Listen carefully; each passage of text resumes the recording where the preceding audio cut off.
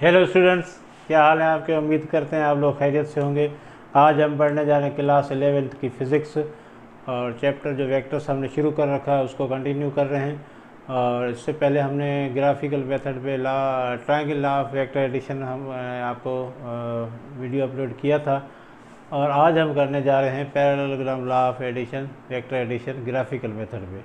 तो graphical method में सिर्फ हम ज्योमेट्री को ही यूज़ करते हैं और उसके रूल्स को यूज़ करके हम वेक्टर्स का जो है वो एडिशन करते हैं, उसका रिजल्टेंट मालूम करते हैं। तो ग्राफिकल मेथड में ज़्यादा आपका मेजरमेंट ही होगा। कोई आपका इस तरह कोई पाइथागोरस थ्योरम लग जाए, अगर आपके 90 पे कोई वेक्टर्स आ जाएं तो फिर आपका मामला बनता नहीं, तो फिर आपको सिर्फ मेजरमेंट करके ही गुजारा करना पड़ता है। चलें अब उस पर चलते हैं। तो आपका पैरेललोग्राम का अगर कंसेप्ट देखें तो किस तरह का अगर कोई चीज़ें हैं, फॉर एग्ज़ाम्पल आपके पास ये एक ब्लॉक है, इस ब्लॉक को आपने ड्रैग करना है। दो बंदे लगे आए, एक ये बंदा ए है और दूसरा बंदा आपका बी अपना फोर्स लगा रहा है। एक बंदा यहाँ पर है और एक बंदा यहाँ पर है। तो एक बंदे ने आपका फोर्स लगाया ए, दूसरे बंदे ने फोर्स लगाया बी, दोनों ने खींचना शुरू किया। तो जाहिर है ये आपका किसी डायरेक्शन में जाएगा, मगर अब ये कौन से डायरेक्शन में जाएगा, ए के डायरेक्शन में जाएगा या बी के डायरेक्शन में आ जाएगा, ये डिपेंड करता है इनके मैग्नीट्यूड पे। तो ज़ाहिर है कुछ न कुछ मैग्नीट्यूड दोनों का होगा। तो हम ये अज्यूम कर सकते हैं कि ये अगर हिलना शुरू हो गया तो इनके बीच में ही आपका क्या रहेगा, रिजल्टेंट रहेगा। ये आपका इस तरह मूव कर, अब एग्जैक्ट बीच में भी हो सकता है, ए की तरफ झुका हुआ भी हो सकता है और बी की तरफ भी झुका हुआ सकता है। ये देखो कंसेप्ट है आपका। वेक्टर्स कोई ऊपर से उतरी हुई चीज़ तो है नहीं। वेक्टर्स आपका एक कंसेप्ट है एडिशन का, जो उसमें कि आपका ग्राफिकली कंसेप्ट है कि भाई जो ज़्यादा ताकतवर होगा उसी तरफ वो चीज़ जाएगी। अगर बी में ज़्यादा ताकत तो बी अपनी तरफ थोड़ा कर लेगा, उसको टिल्ट कर लेगा। अगर ए में ज़्यादा ताकत है तो ए अपनी तरफ थोड़ा टिल्ट कर लेगा रिजल्टेंट को, ठीक है। अगर दोनों ही बराबर हैं तो बीच में से होगा, आधा उसका आधा उसका। फॉर एग्जांपल ये वाली बात कर रहा हूँ, अगर बीच में है तो अगर दोनों के एंगल बीच में कितनी थी, 60 थी, तो 30 उधर चली जाएगी, 30 उधर चली जाएगी। अगर आपका देखें यहाँ पर ये बी बड़ी फोर्स है तो ये टिल्ट हो जाएगा आपका बी की तरफ। अगर ए बड़ी फोर्स है तो टिल्ट हो जाएगा अगर आपका ए की तरफ, मगर रहेगा ए और बी के दरमियान, ये पक्का है, क्योंकि दोनों उसको अपने अपने तरीके से खींच रहे हैं। अब इसी को हम कहते हैं पैरेललोग्राम। अब पैरेललोग्राम कैसे बनेगा, देखें अगर मैं इसको इसी वेक्टर्स को यहाँ रखूँ, एक वेक्टर ऐसे आ गया, दूसरा वेक्टर ऐसे खींच रहा है, तो मैं क्या करूँगा, यहाँ पर आपका ऐसे मैंने पैरेलल लाइन बनाई और ऐसे आपने पैरेलल लाइन दूसरी बनाई। अब यहाँ पर देखें एक शक्ल नज़र आ रही है, एक ज्योमेट्रिकल शेप नज़र आ रहा है, जिसको हम क्या कहते हैं, पैरेललोग्राम कहते हैं। क्यों पैरेललोग्राम है, उनके अपोजिट साइड्स का डायरेक्शन सेम है और मैग्नीट्यूड भी सेम है, बराबर भी हैं, इक्वल भी हैं, और आपके अपोजिट साइड एक दूसरे के आमने सामने वाले साइड, अपोजिट साइड जिसको कहा जाता है, वो इक्वल भी हैं और डायरेक्शन में सेम भी है, ठीक है। और इनके नतीजे में शेप बनती है, उसको ज्योमेट्री में कहते हैं पैरेललोग्राम, ठीक है। अब यहाँ पर देखो पैरेललोग्राम जो है वो किस तरह आपका, यहाँ पर दोनों के वेक्टर्स के ए और बी वेक्टर्स के आपस में क्या जुड़े हुए हैं, टेल जुड़े हैं, और इनके दरमियान जो एंगल बनी हुई है वो कितनी है, थीटा। अब यहाँ पर अगर टेल टू टेल है तो आपने पहले भी आपको बताया कि मेथड में, ग्राफिकल मेथड में, जब वेक्टर्स का टेल टू टेल मिला हुआ था तो एंगल जो बीच में होती है वही उसके दरमियान होती है। टेल टू टेल अगर जुड़े हुए हैं वेक्टर्स तो उनके दरमियान जो एंगल होगी वही होगी जो आपका दी हुई है, सही है, अगर टेल टू टेल है, सही है। तो इसको हम क्या कहते हैं। अब यहाँ पर आपका दोनों वेक्टर्स को जोड़ देंगे तो क्या रिजल्टेंट आएगा, रिजल्टेंट हमेशा ऐसे निकलेगा, ऐसे। तो ये रिजल्टेंट कहाँ से शुरू हुआ है, देखो ये दोनों वेक्टर्स के जो आपस में, देखें यहाँ पर टेल कॉमन पॉइंट है, पॉइंट ऑफ इंटरसेक्शन दोनों टेल्स की, वहाँ से निकला है, ठीक है ना, हमेशा वहाँ से निकलेगा। इसको हम कहते हैं डायगोनल। इसको क्या कहते हैं, डायगोनल। यानी किसका डायगोनल है, आपका पैरेललोग्राम का डायगोनल है। मगर ये कौन सा डायगोनल, एक और भी है डायगोनल, सिर्फ ये नहीं है, डायगोनल आपका यहाँ से ये भी हो सकता है।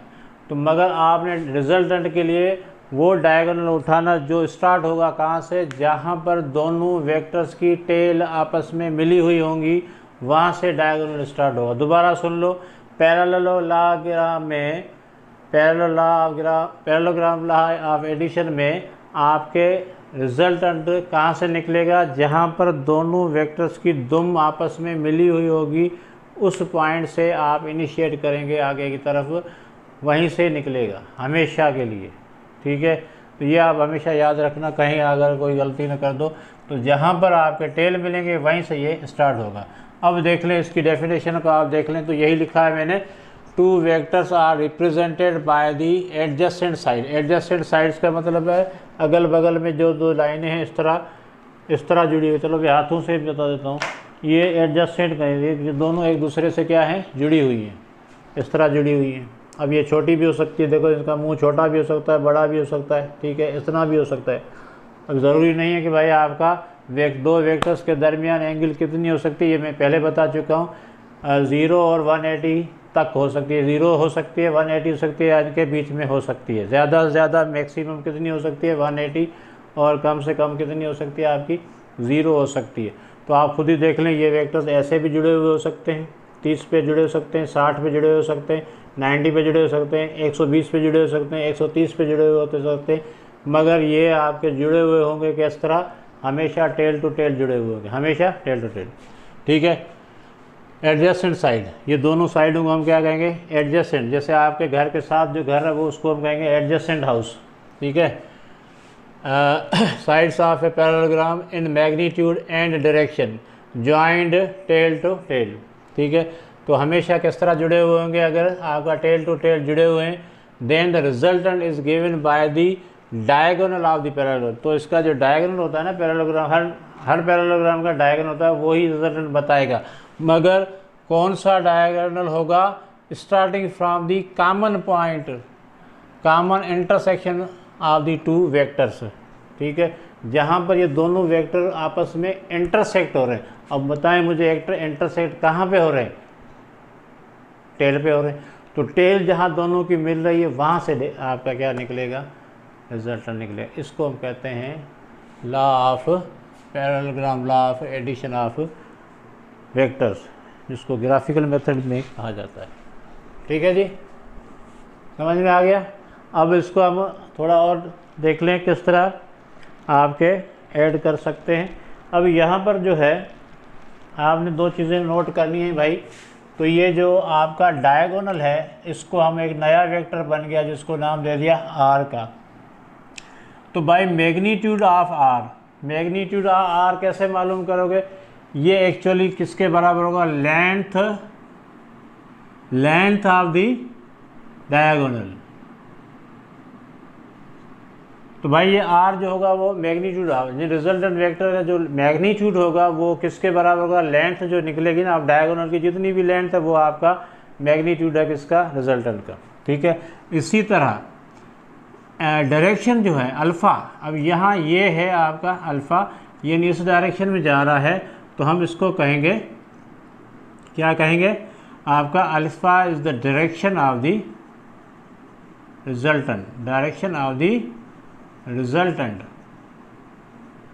विथ रिस्पेक्ट टू आपका वेक्टर ए, ये हमेशा वेक्टर ए के। अभी इससे भी ले सकते भाई, ये ज़रूरी नहीं है वेक्टर, मगर आपका एक वेक्टर से लिया जाएगा जाहिर है, तो आप ए से ले लो फर्स्ट वेक्टर जो भी होगा आपका, आप बी से भी ले सकते हो। तो फिर बी का एंगल क्या होगा, देखो बी का एंगल हो जाएगा आपका थीटा माइनस अल्फ़ा। देखें थीटा पूरा एंगल है, उसमें से अल्फ़ा निकाल देंगे तो ये वाला एंगल कौन सा बनेगा, थीटा माइनस अल्फ़ा। तो ये विथ रिस्पेक्ट टू बी हो जाएगा। अब आपकी मर्ज़ी है विथ रिस्पेक्ट टू बी लें, मगर विथ रिस्पेक्ट टू ए लें। आप ज़्यादातर जो है वो आम तौर पे आपका पहले वेक्टर से ही लिया जाएगा ताकि दूसरा खुद ही आ जाएगा। ठीक है ना, तो आपका जैसे ले देखें, ये डिपेंड करता है क्वेश्चन करने वाले पे, हो सकता है आपका विथ रिस्पेक्ट टू आपका ए मांग ले, विथ रिस्पेक्ट टू आपका बी मान ले, सॉरी आपका डिमांड कर ले, तो वो डिपेंड करता है आपका क्वेश्चन पे। मगर अभी कन्वेंशन के लिए आप ले सकते हो वेक्टर ए से। तो समझ में आ गया, दो वेक्टर्स को हमने, दो एडजेसेंट वेक्टर्स को ऐड किया टेल टू टेल और पैरेललोग्राम बनाया और फिर उसके डायगोनल शो करता है रिजल्टेंट। और ये डायगोनल कहाँ से निकलेगा, कॉमन इंटरसेक्शन पॉइंट से निकलेगा, जो वेक्टर जहाँ पर एक दूसरे को काट रहे हैं और कहाँ पे काट रहे हैं, एक दूसरे से मिल रहे हैं, टेल पे मिल रहे हैं। हमेशा पैरेललोग्राम लॉ में वेक्टर्स आपका टेल टू टेल मिलेगा, कभी हेड टू टेल मत मिलाना, हेड टू टेल चला जाएगा आपका ट्रायंगल लॉ में, ठीक है। तो यहाँ पर टेल टू टेल मिलाना है, तो टेल टू टेल जहाँ मिला होगा वही आपका पॉइंट ऑफ इंटरसेक्शन होगा, वहाँ से आपका क्या निकलेगा, डायगोनल। और जितनी डायगोनल की लेंथ होगी वही रिजल्टेंट का मैग्नीट्यूड होगा। तो ये है आपका पैरेललोग्राम लॉ ऑफ एडिशन। अब इसके देखे प्रॉब्लम वगैरह हैं, वो हम आगे चल के आप करते हैं एनालिटिकल मेथड जब में हम कर रहे हैं, इसके बाद उसमें आपके प्रॉब्लम भी बताएंगे और कंसेप्ट तो आपका ले लिया भाई किस तरह बनेगा।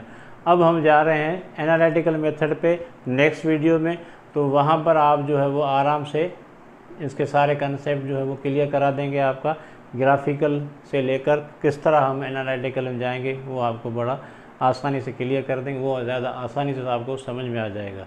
तो अभी यहाँ पर सिर्फ आपका ग्राफिकल था और इसी तरह इसकी शेप बनेगी। ये रिजल्टेंट बन गया, ये वेक्टर्स आ गए, ये इसका डायरेक्शन आ गया, इसकी लेंथ की जो मेजरमेंट होगी वो हो गई आपकी। तो मिलते हैं नेक्स्ट वीडियो में, तब तक पढ़ते रहो और पढ़ाते रहो।